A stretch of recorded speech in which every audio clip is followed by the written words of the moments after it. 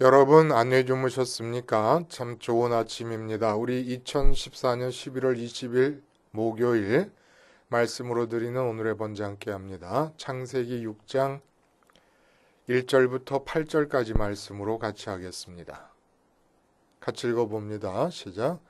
사람이 땅 위에 번성하기 시작할 때에 그들에게서 딸들이 나니 하나님의 아들들이 사람의 딸들의 아름다움을 보고 자기들이 좋아하는 모든 여자를 아내로 삼는지라. 여호와께서 이르시되 나의 영이 영원히 사람과 함께 하지 아니하리니 이는 그들이 육신이 됨이라. 그러나 그들의 날은 120년이 되리라 하시니라. 당시에 땅에는 네피림이 있었고 그 후에도 하나님의 아들들이 사람의 딸들에게로 들어와 자식을 낳았으니 그들은 용사라 고대의 명성이 있는 사람들이었더라.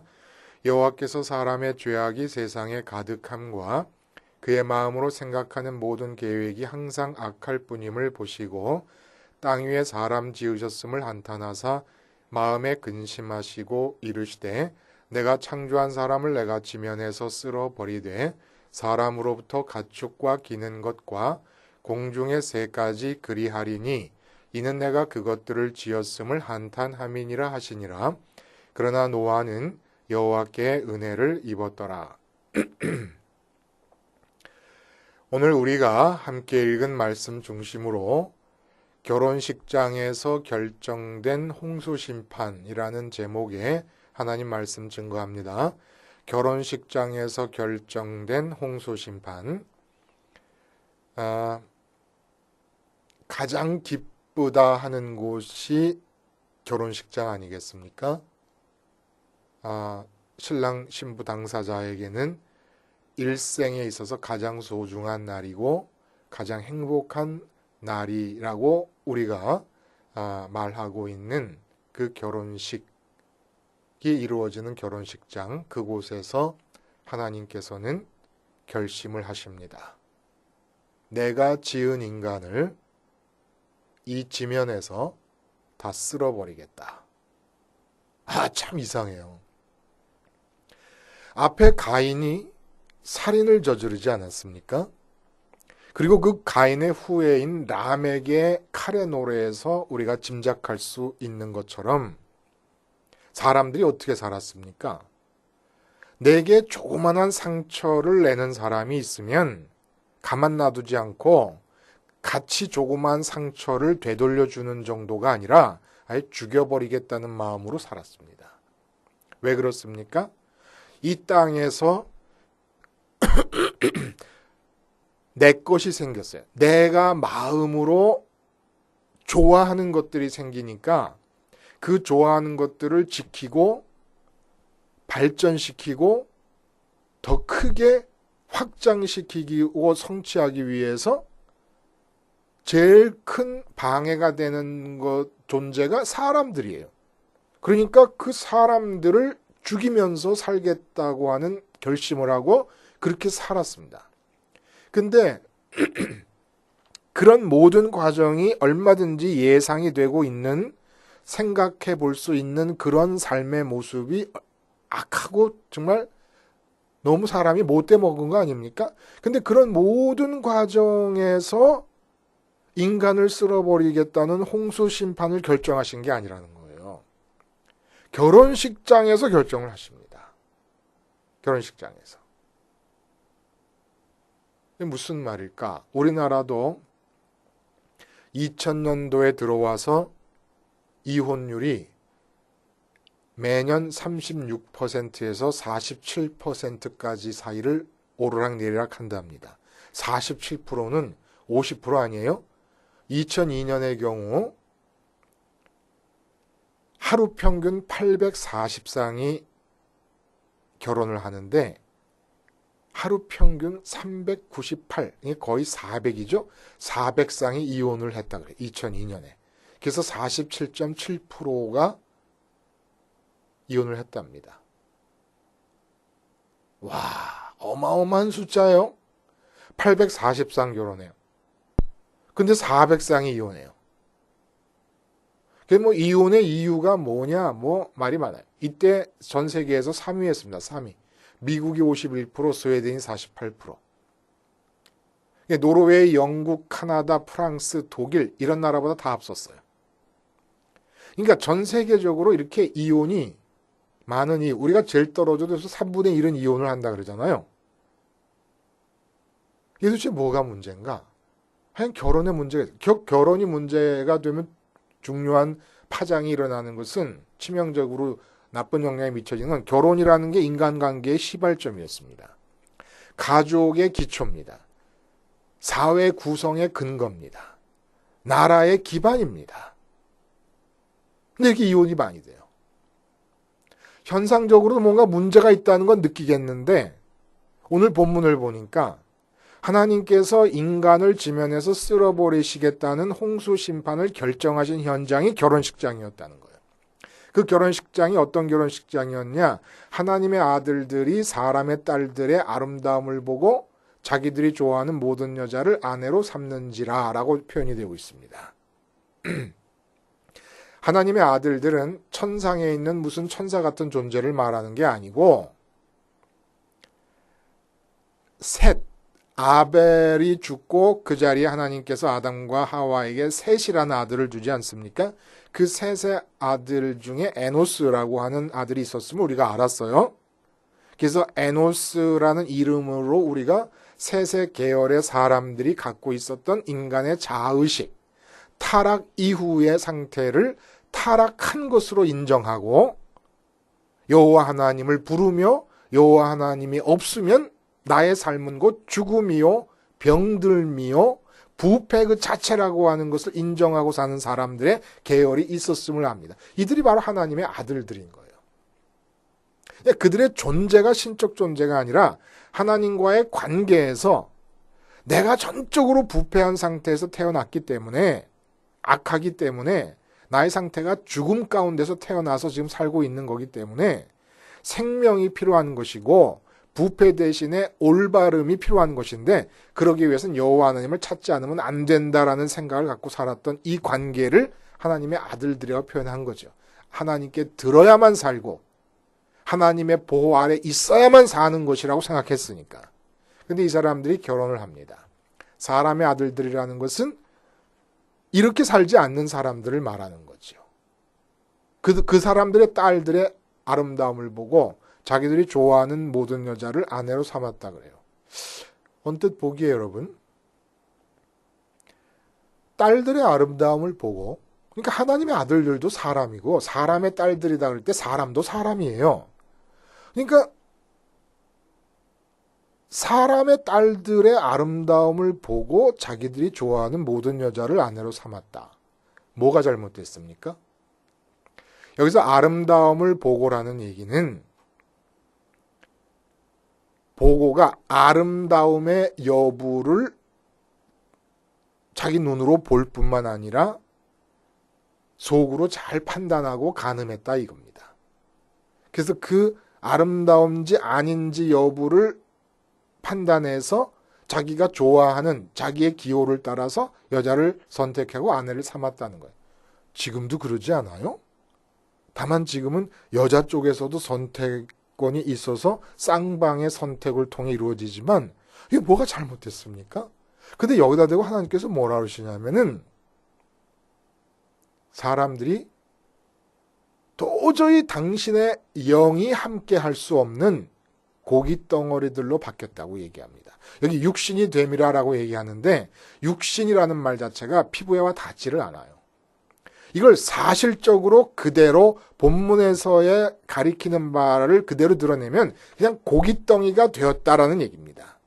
그래서 하나님의 영이 함께 할 수 없다는 거예요. 그러니까 결혼식장이라는 게 어떻게 됐냐면 소고기 70kg과 돼지고기 50kg가 말할 줄 아는 고깃덩어리들이 결혼하는 것과 같아졌다 이겁니다. 너무 말이 좀 참혹한가요? 근데 이게 본문의 의미 그대로를 사실적으로 전달하고 있는 겁니다. 고깃덩어리 70kg, 말할 수 있는 고깃덩어리 70kg짜리와 말할 수 있는 고깃덩어리 50kg짜리가 둘이서 연합을 하고 있다. 이게 바로 결혼식이라는 겁니다.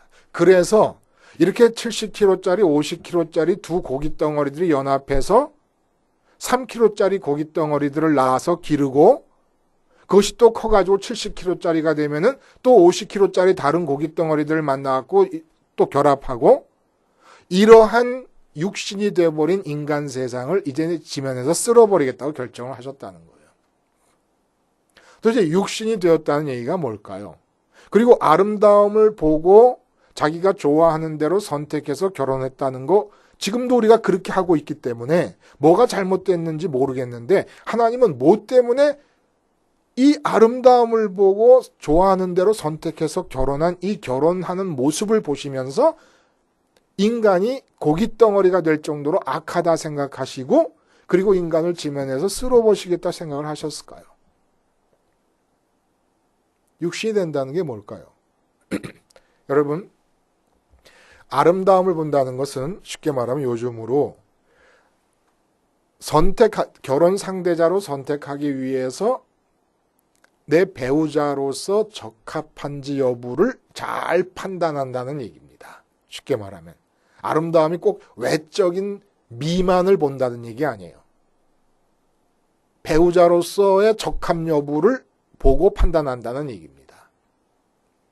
이게 요즘으로 말하면 외모가 물론 첫 번째로 들어갈 것이고 그 여자의 학력, 뭐 남자의 학력, 여자 남자 마찬가지죠. 요즘은. 그리고 집안, 아버지 어머니가 어떤 분이시고 그 친정집의 재산 아니면 시집의 재산 뭐 이게 어느 정도인가 집안 이런 거 다 봅니다. 인물, 직업, 능력, 뭐 학벌, 집안, 외모 이런 거 다 보는 거죠. 이게 아름다움을 보고라고 하는 말에 포함된다는 거예요.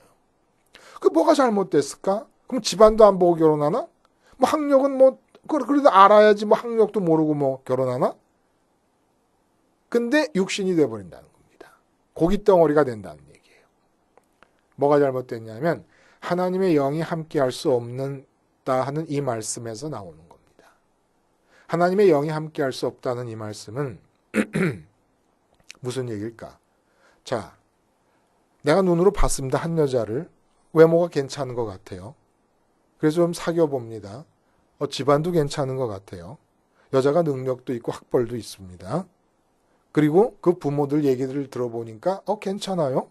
그래서 결혼하기로 결정했습니다. 고깃덩어리라는 거예요. 여자의 외모가 눈에 들어와서부터 시작돼가지고 눈으로, 이 육체의 눈으로 만남이 이루어지면서 내 생각이 육체가 본 그 재료 위에 근거돼서 생각하고 판단하기 시작합니다. 그렇죠. 귀로 듣고 눈으로 본 재료 위에서 생각하고 판단해가지고 결정해서 배우자로 삼았습니다. 이게 고깃덩어리라는 거예요. 그럼 어떻게 하느냐? 하나님의 영이 함께 해야 된다는 겁니다. 왜 고깃덩어리라는지 아시겠죠?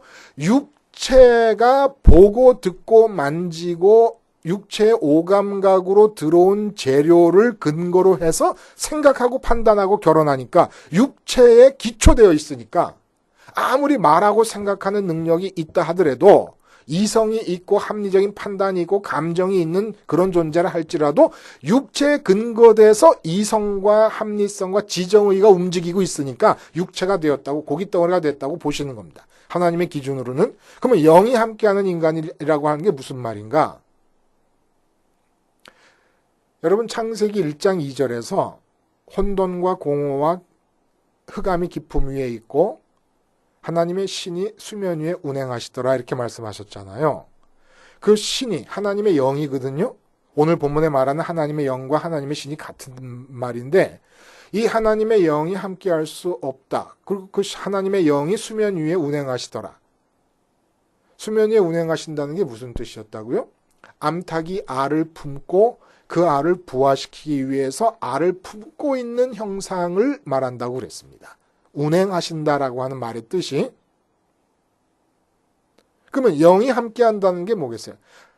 알을 품고 있는 하나님이 함께 할 수 없다. 이런 뜻. 하나님의 영이 알을 품고 있으면서 함께 할 수 없다는 얘기입니다.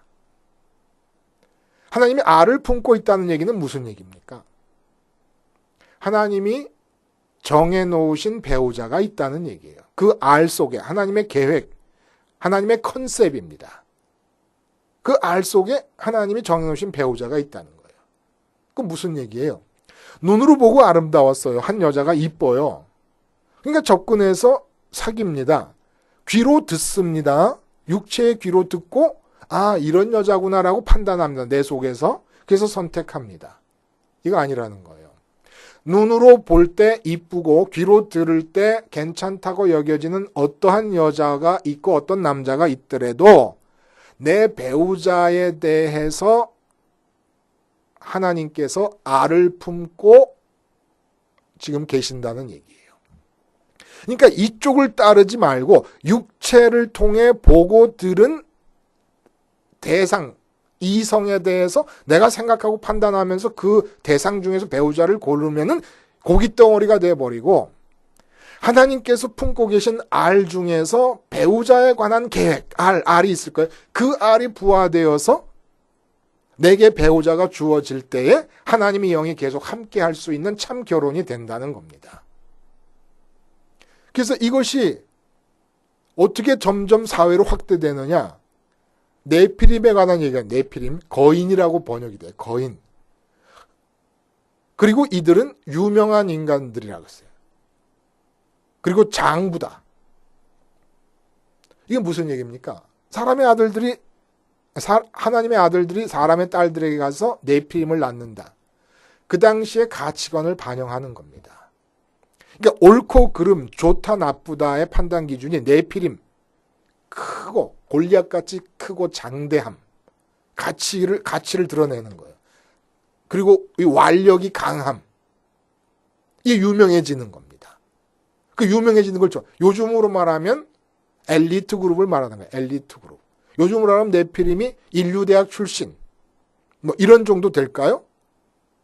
이렇게 해가지고 이제 자체 내에서 육체의 눈으로 보고 육체의 귀로 듣고 육체의 손으로 만지는 것들 중에서 무엇이 좋다 나쁘다라는 기준들이 생겨나면서 죄가 관영하게 되는데 결국은 홍수 결정을 본격적으로 시작하시면서 하나님 뭐라 하시냐면 사람의 죄악이 세상에 가득함과 그의 마음으로 생각하는 모든 계획이 항상 악할 뿐임을 보시고 라고 얘기합니다. 그리고 한탄하시고 근심하시면서 결정하십니다. 쓸어버릴 것을.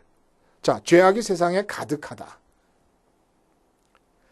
뭘 우리가 연상하면은 죄악이 세상에 가득하다는 이 말을 알아들을 수 있을까요?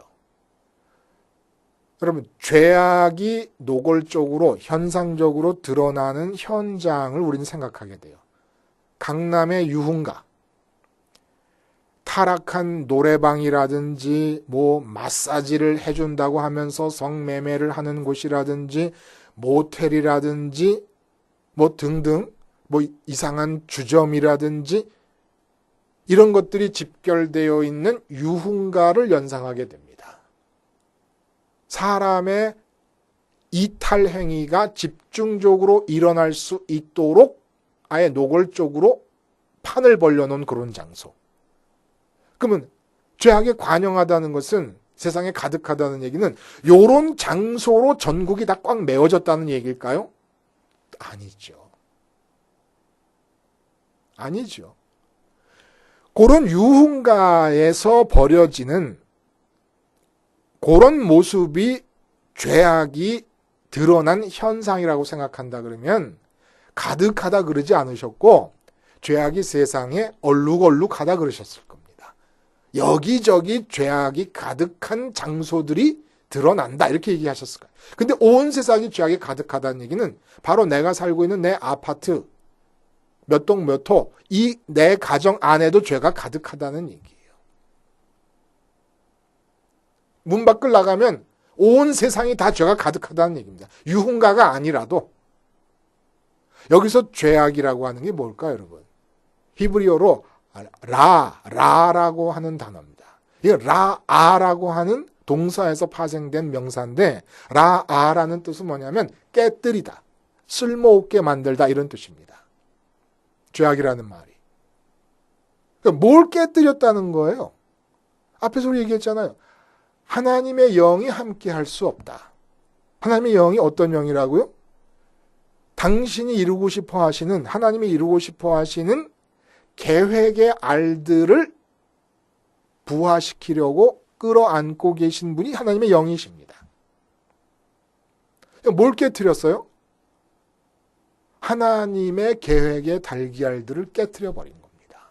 그래서 온 땅에, 가정에도, 직장에도 누구도 자기가 눈으로 보고 귀로 듣는 육체를 통해 마음속으로 접하게 된 재료들을 근거로 자기가 판단하고 네피림으로 대변되고 있는 가치관의 기준을 따라서 내가 좋다 나쁘다를 판단하고 거기서 내 액션이 나옵니다.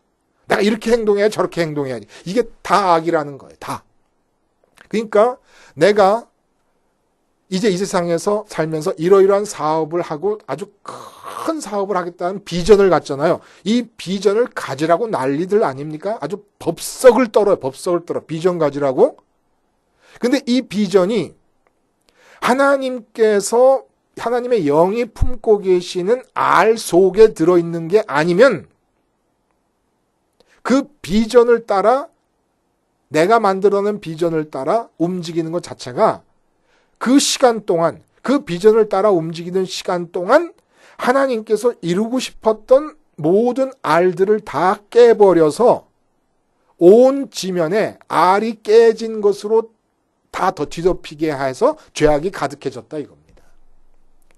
이 죄악은 깨뜨리는 거예요. 쓸모없게 만들어버린다는 뜻이 있다는 겁니다. 그러니까 하나님께서는 한 인간마다 창조하실 때와 마찬가지로 6일 동안 창조하셔서 빛을 만드시고 하늘과 땅을 만드시고 그 가운데 모든 걸 만드실 때마다 알을 갖고 계시다가 그 알을 부화시키셔서 창조를 하신 겁니다. 그렇게 하신 뒤에 선악과를 만들어 놓으신 이유는 뭡니까? 당신이 갖고 계신 개인에 대한 알들이 있기 때문에 그 알들을 부화시키면서 하나님의 창조적인 사역이 인간과 함께 되기를 원하셨던 거예요. 근데 인간들이 자기가 이 육체의 눈으로 보고 육체의 귀로 듣고 육체의 손으로 만지는 것들을 재료 삼아가지고 자기 스스로 무엇이 내게 좋은가를 선택하게 됩니다. 그러니까 하나님께서 그 인간을 위해서 준비해 놓으신, 나를 위해서 준비해 놓으신 부화되어야 될 모든 달걀, 모든 계획의 달걀들이 다 깨뜨려 버려지고 쓸모없이 돼버리는 거예요. 그러니까 그 깨뜨려진 흔적이 온 땅에 가득해져 버린 겁니다. 이게 바로 죄악이 관영하다는 얘기예요. 꼭 유흥가 가가지고 이상한 짓 하지 않아도 건전하다고 생각하는 가정에서 자기들 나름대로의 가정의 교훈, 가훈을 만들어 놓고 우리 이대로 살면 우리 가정이 잘 될 거다. 죄악이 가득한 상태로 진행되고 있는 거라는 이겁니다. 모범 시민 속에서도 건전한 가정 속에서도 죄악이 가득하게 됐다는 얘기예요. 하나님이 품고 계시는 알이 부화되어서 삶이 진행되는 게 아니라 그러면, 그러니까 아무리 사람들이 결혼하라고 하고 뭐 좋은 여자들을 갖다 들이대면서 뭐 연애를 해보고 맞선을 해보고 중매를 쓰고 그래도 하나님께서 응답이 없으면 못하는 겁니다. 여러분 결혼 어떻게 하셨어요? 여러분이 눈에 보고 귀에 들리는 대로 재료를 받고 그 재료에 근거해서 결혼하셨습니까? 회개하세요. 이혼의 이유는 성격 차이에 있는 게 아닙니다. 하나님께서 계획하셨던 배우자에 대한 계획의 알을 깨뜨린데 이혼의 이유가 있는 것이고, 지금 이혼을 안 해도 우리 가정에 문제가 있다 그러면, 자식의 문제건 무슨 문제건 문제가 있었다 그러면 어디서부터 시작하냐면 결혼 자체에 대한 회개에서부터 시작한다는 거예요. 결혼한 상태에서 다시 이혼할 것이 아니라 결혼한 것이 내 멋대로 한 것임을 하나님께 회개하라는 얘기입니다. 그러니까 잘못된 결혼을 하나님께서 정당하게 인정해 주시는 방법을 제시한 거예요. 그게 바로 십자가 사건입니다. 가정에 무슨 문제가 일어나고 남편이 미워지고 아내가 싫어지고 그리고 이혼을 생각하게 되면 어떻게 헤어질 것인가, 어떻게 재산을 분할할 것인가 이따위 거 생각하지 말고 먼저 결혼이라는 시작부터가 잘못됐었구나. 내가 고깃덩어리인 채로 다른 고깃덩어리를 붙잡았구나. 이거부터 회개가 시작돼야 된다는 겁니다. 결국은 내가 하나님께서 품고 계시는 그 계획의 알을 깨뜨려 버림으로써 지금 이 가정에 평강이라고는 존재하지 않는구나라는 걸 알아차려야 된다는 얘기입니다. 언제까지 우리가 고깃덩어리로 살겠습니까? 고깃덩어리가 뭐라고요? 하버드 대학 나온 수재도 고깃덩어리예요. 하나님이 없다고 하는 일부 과학계에서의 석학들이 있어요. 석학 고깃덩입니다.